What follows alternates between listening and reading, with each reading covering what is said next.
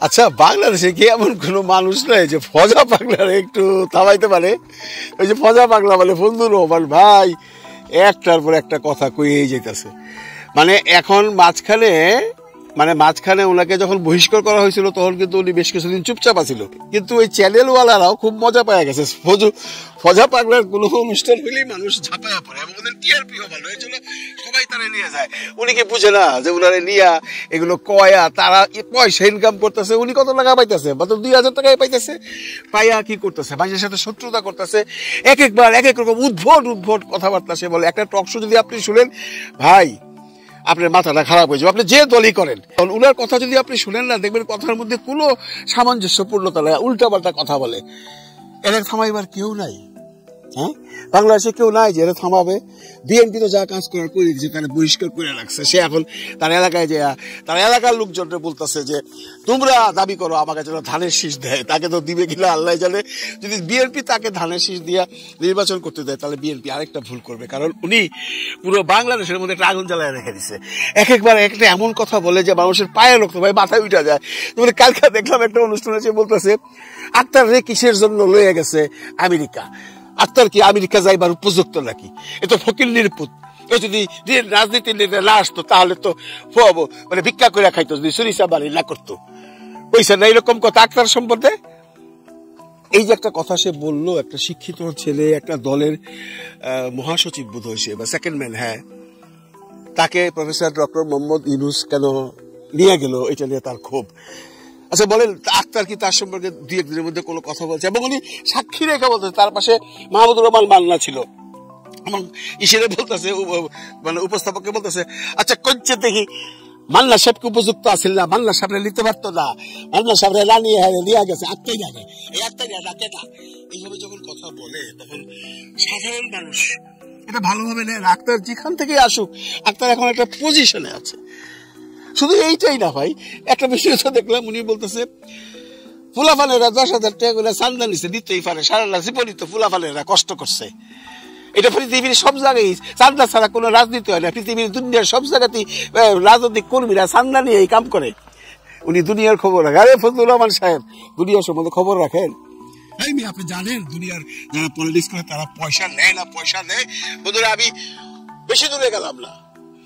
এই যে জামাতে ইসলাম বাংলাদেশে এরা যে রাজনীতি করে, এরা কি 10,000 করে চান্দা নেয় না? আপনারা সবাই জানেন। আমি যদি সুইডেনের কথা বলি, আপনি এখানে ইচ্ছা করলে কোনো রাজনৈতিক দলের সদস্য হতে পারবেন না।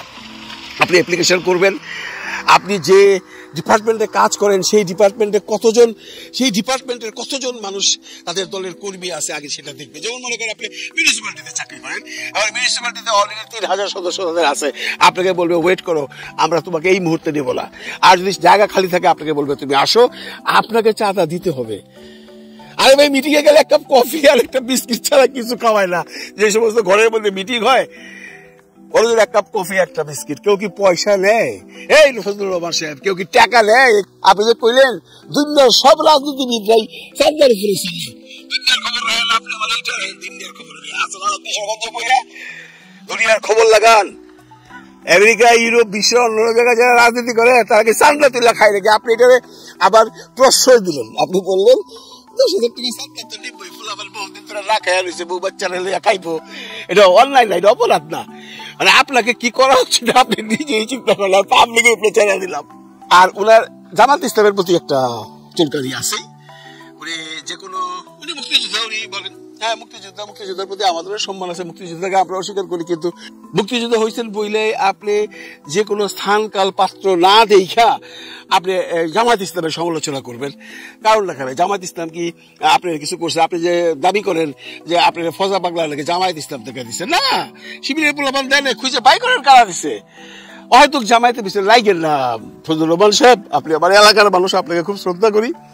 আপনি এই যে বললেন যে প্রফেসর ইউনূসের ভাই বলে জামাত ইসলাম, এবং যদি এইভাবে প্রফেসর ইউনূসের আন্ডারে ইলেকশন হয় তাহলে বন্ধুরা উনি বলছেন তাহলে জামাত ইসলামকে প্রফেসর ইউনূস তার ভাই হিসেবে তারা পাশ করায় নিয়ে আইব। যেখানে জামাত ইসলাম নর্মাল যদি সত্যিকারের ইলেকশন হয়, মানে ক্রেডিবল ইলেকশন হয়, তাহলে জামাত ইসলাম 6% ভোটও পাইব না।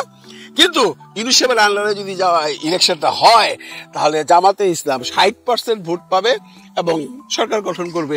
তার মানে উনি বুঝাইতে চেয়েছেন ইউনূস সাহেব যে কোনো একটা প্রক্রিয়া কইলেই জামায়াতকে সরকারে আনতে চায়। আবার অনেকেই বলে ইউনূস সাহেব বিএনপি কে আনতে চায়, আর অনেকেই তো এক কথা সবসময় বেড়াইতেছে ইউনূস সাহেবের নিজের দল হইলো এনসিপি আনতে চায়। তো আপনারা আগে ডিসিশন নেন, ডিসিশন নিয়ে ইউনূস সাহেব বলেন উনি কারে আনতে চায়, বিএনপি আনতে চায় না জামাত আনতে চায় না এনসিপি আনতে চায়।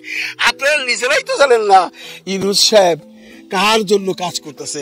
পরিষ্কার ভাষায় বলে দিই, ইউনূস সাহেব কাউরে আনতে চায় না, ইউনূস সাহেব তারেই আনতে চায় বাংলাদেশের 18 কোটি মানুষ যারে আনতে চায়। পরিষ্কার হিসাব। এটা আপনি ফজলুর রহমান সাহেব যতই বলেন, অন্য যে কেউ যতই বলেন যে এনসিপি র ইউনূস সাহেব যেভাবে হোক সরকারে আনবে, একটা পজিশন নিয়ে আসবে, যেভাবে বলুক মিটিং এর পরে ইউনূস সাহেব কনফার্ম হয়ে গেছে বা কনফার্ম করে আসছে যে তারেক রহমানই বাংলাদেশের পরবর্তী সরকার গঠন করবে, মানে বিএনপি।